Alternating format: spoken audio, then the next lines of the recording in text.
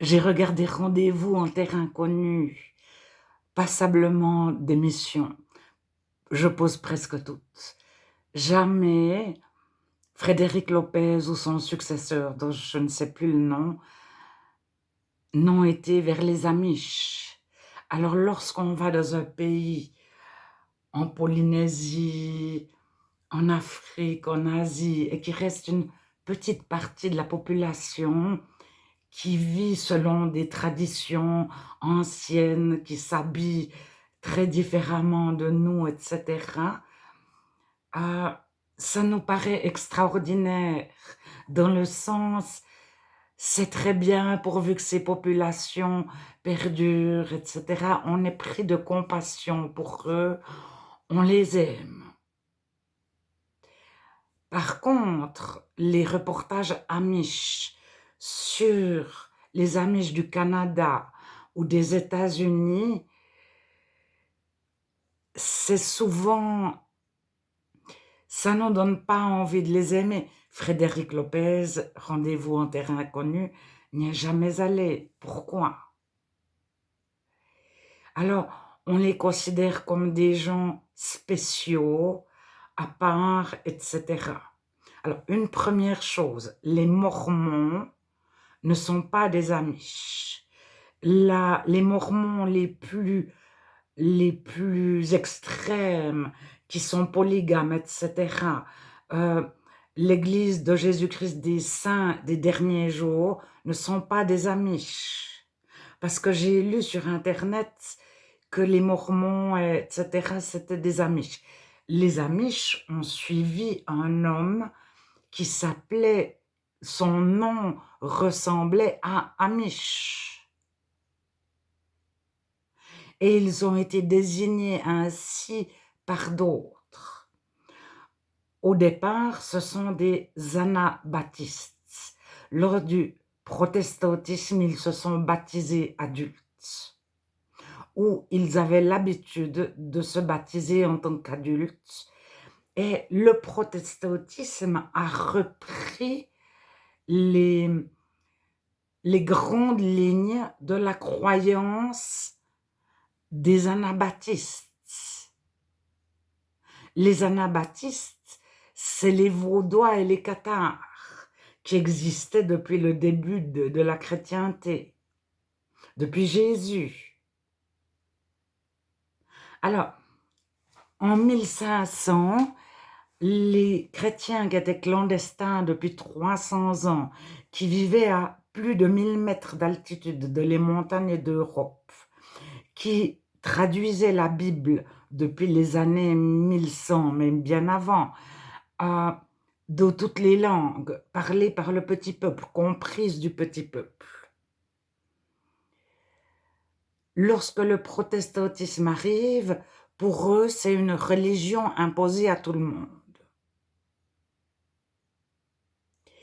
Et ils ne voudront pas faire baptiser leur bébé. Les chrétiens choisissent d'être chrétiens un jour. Alors, ils sont persécutés et ils partent dans différentes régions du monde. Et en Bohême, ils seront appelés Uthérites, parce qu'il y avait un homme qui s'appelait Uther. Alors, Uthérite, c'est un de leurs noms. Ils ont 2, 3 noms qui ressemblent à Uthérite. Et ils partent à Vienne, en Autriche, en Bohême, et là, ils sont tolérés sur les terres d'un certain roi pendant un certain temps. Mais ils seront dispersés dans le monde entier. Ils vont jusqu'aux États-Unis, ils vont en Amérique du Sud, etc. Alors, ceux qui avaient une croyance protestante, c'est-à-dire le protestantisme a repris leur croyance par la foi seule, par Celi soli solas, Jésus seul.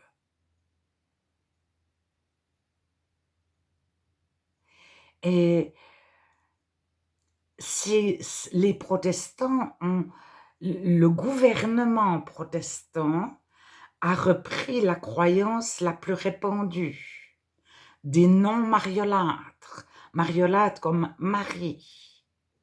Donc Marie, c'est Azarté, Minerve, etc. Toutes ces femmes se sont appelées un jour Marie parce qu'il n'était plus possible d'adorer Minerve ou d'adorer Azarté. Donc on les a appelées Marie. Et les chrétiens ont dit, mais Marie de la Bible, elle est comme la mère de Jean-Baptiste, Élisabeth. C'est une femme normale. On ne peut pas prier Marie. Alors, ces chrétiens-là, ceux qui fuient aux États-Unis,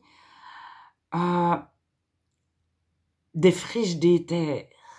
Et par la suite, donc il y a toute l'histoire des États-Unis, mais ils ne pourront pas être citoyens. Et lorsqu'il arrive la guerre de 39-45, tous ces Amish parlent allemand, un certain allemand, il y a différentes sortes d'allemands. Et donc, ils sont perçus comme l'ennemi. Donc, on va les isoler. Ils ne se sont pas isolés eux-mêmes.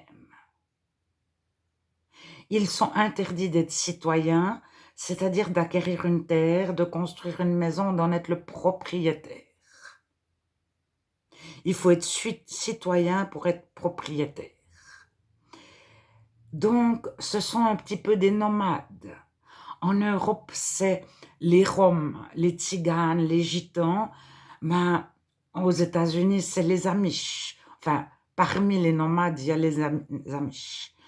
Et en 1975, donc 1975, ils peuvent devenir citoyens du Canada. Donc, ils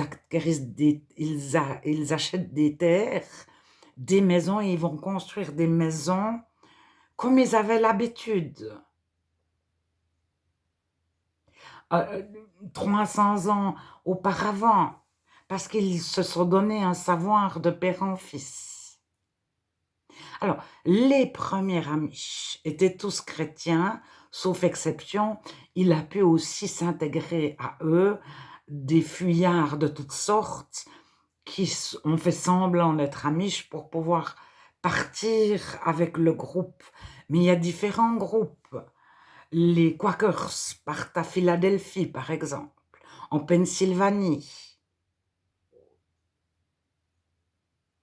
Et tous ces groupes vont rester chrétiens, surtout isolés des non-chrétiens. Alors, ils seront plus ou moins intégrés ou plus ou moins mis à l'écart. Alors, ils étaient constamment persécutés par les non-amish, par les non-chrétiens, que ce soit les protestants ou les catholiques, ou des athées, des agnostiques, etc. Parce qu'ils ne se sont jamais rattachés ni au protestantisme, ni au catholicisme, mais leur croyance était proche du protestantisme, puisque les dirigeants ont repris la croyance des chrétiens en 1500 et quelques, lors de la fondation du protestantisme. Ils ont observé quelle était la croyance la plus répandue.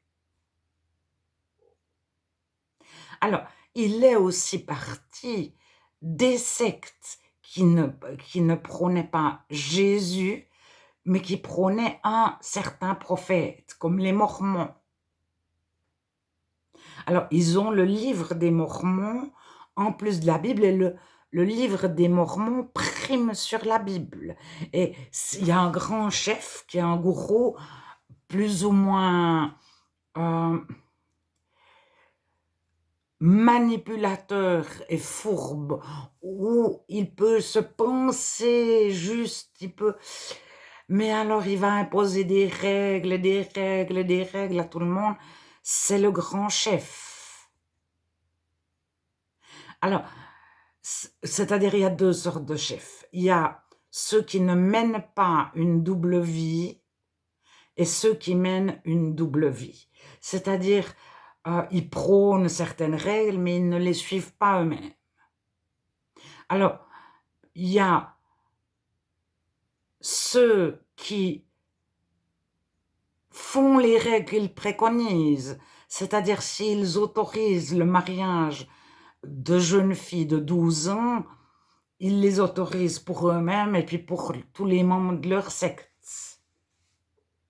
Alors, on les montre du doigt aujourd'hui, par exemple. C'est pas les Amish, c'est pas les Amish. Je vais faire une autre vidéo parce que je vais pas tout mélanger. Mais alors, je ne pense pas que plusieurs générations plus tard, tous les Amish sont chrétiens. Il y en a qui suivent des traditions, il y en a qui quittent leurs traditions, et il y en a qui ont Jésus dans leur cœur. Et ça ne dépend pas du genre de coiffure, de la robe, etc. Ça dépend de l'amour, du Saint-Esprit qui habite leur cœur. Ils portent le fruit de l'amour, de la joie, de la paix. Ils ont les forces de Dieu. Alors, il y a quelques générations, il y avait beaucoup plus de chrétiens parmi les Amish que parmi d'autres groupes. Il y avait beaucoup plus de personnes qui avaient Jésus dans leur cœur parmi les Amish que dans notre groupe. Mais c'est écrit dans la Bible. Quand tout va bien, le chrétien s'endort. Il chante des jolis cantiques, c'est là qu'il commence de suivre des traditions. Il ne suit plus Dieu, il suit un modèle, il suit un moule, il suit des méthodes et il suit souvent des personnes qui ont pris la place de Jésus. Et quand il parle de Dieu, de Jésus, il parle d'un certain homme ou d'une certaine femme. Alors, il y a Ellen White, par exemple, qui est, je ne sais plus comment s'appelle ce groupe, mais ils vont vous parler d'Ellen White, plus que de Jésus. Alors, les non-chrétiens repèrent les leaders parmi les chrétiens et ils disent ceux-là ils suivent tel homme, ceux-là ils suivent tel homme, ceux-là ils suivent telle femme, etc. Alors, parfois ils ont raison, mais souvent ils se trompent lorsque la personne est réellement chrétienne. Les autres chrétiens ne suivent pas une personne, ils suivent Jésus. Et la personne ne se revendique pas comme étant particulièrement prophète ou apôtre ou pasteur ou je ne sais pas quoi. Elle estime qu'elle est un chrétien responsable et puis elle aime les gens, elle en prend soin. Ce qui est très différent que de gouverner comme un gourou, fais ceci, fais cela, je vais te mettre des carcans, des lois à n'en plus finir, et puis fais ci, puis fais ça, je te surveille, etc. C'est là qu'on distingue la secte du chrétien, c'est que le chrétien suit Jésus. Alors les non-chrétiens disent oui, mais celui-là parlait beaucoup, donc ils suivent celui-là. Non, les Amish ne suivaient pas forcément. Un de leurs responsables s'est appelé Amish, ils ont été affublés de ce nom. Et les Ménonites suivaient Ménon. Mais au départ, ce sont des anabaptistes. Les Uthérites suivaient un certain Uther. Mais c'était quelqu'un qui avait la parole facile, puis peut-être qui était leur ambassadeur auprès des non-chrétiens. Et comme les non-chrétiens ont communiqué avec cet ambassadeur-là, ils ont dit, voilà, c'est le groupe de tel et tel. Mais un chrétien réel, si son leader, enfin, il n'y a pas de leader parmi les chrétiens, normalement. C'est Jésus le leader. Mais si une personne qui prenait souvent la parole, qui les enseignait, etc., qui avait peut-être des connaissances, etc., ou qui avaient le don de guérison, etc. Mais normalement, tous les chrétiens peuvent avoir le don de guérison. C'est pas réservé à 2, 3 personnes.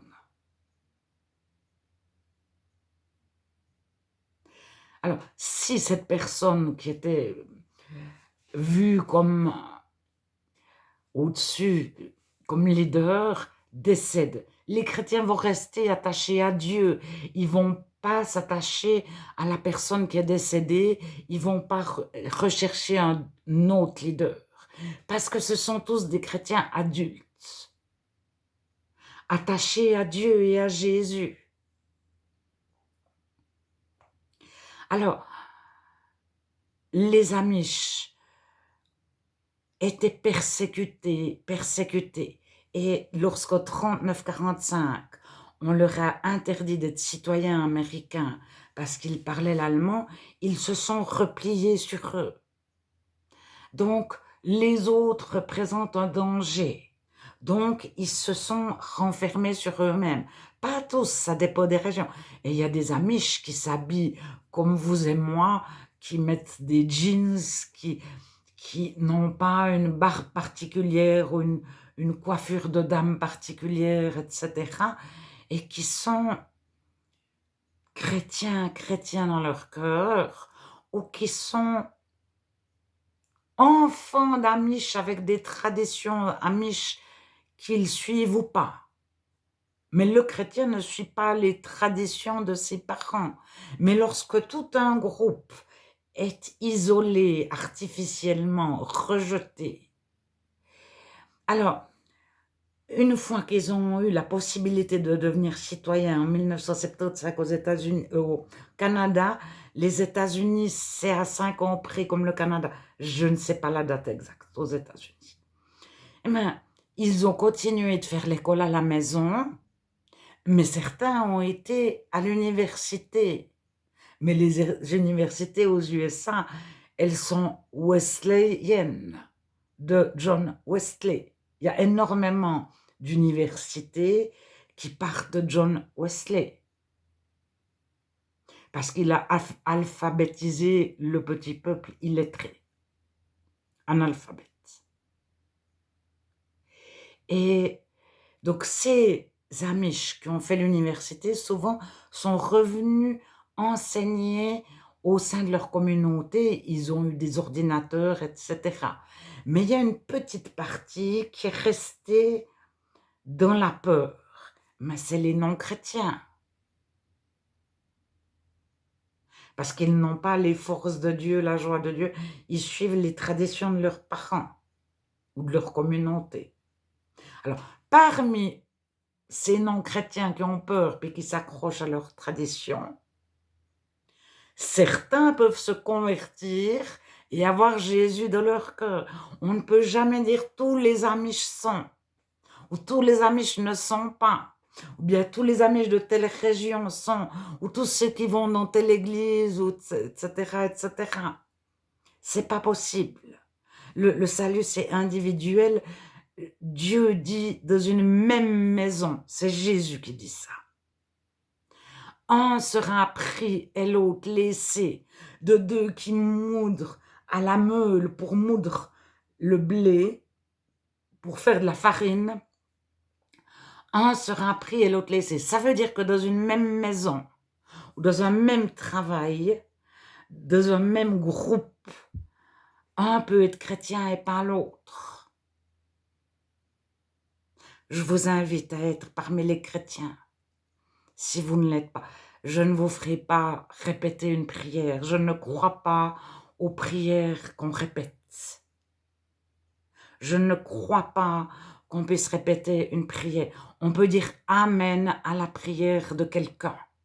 Ça veut dire formidable, j'acquiesce, tu as prié, je dis Amen, je suis d'accord. Ou bien ça peut vouloir dire merci. Si la personne a prié pour nous, on dit Amen, ça veut dire merci aussi. Je suis d'accord, merci. Mais à la base, Amen, ça veut dire Dieu pourvoit. Toute la gloire à Dieu. Voilà, sur les Amish. Je vais revenir sur les noms Amish dans une autre vidéo pour pas tout mélanger. Alors, c'est des anciens anabaptistes qui se sont appelés Amish aux USA et au Canada, en Amérique du Nord, qui se sont appelés Hutterites en Autriche, en Bohême, etc., donc en Hongrie, dans l'Empire austro-hongrois. Et ils se sont appelés Mennonites en France, en Suisse et ailleurs. Mais il y a peut-être aussi des Amish en Europe qui ont des grands-parents, des arrière-grands-parents Amish. Mais il y a ça c'est certain qu'il y a des Mennonites en Amérique du Nord. Mais je ne dis pas que tous les Mennonites sont chrétiens ou tous les Hutterites sont chrétiens. Mais ils sont en train d'être montrés du doigt et on les confond avec d'autres qui ont d'autres habitudes. Parce que les Amish, ils sont partis d'Europe tous ensemble, donc ils se sont serrés les coudes tous ensemble. Et ils ont refusé la modernité, c'est-à-dire tout ce que leur apportaient les autres.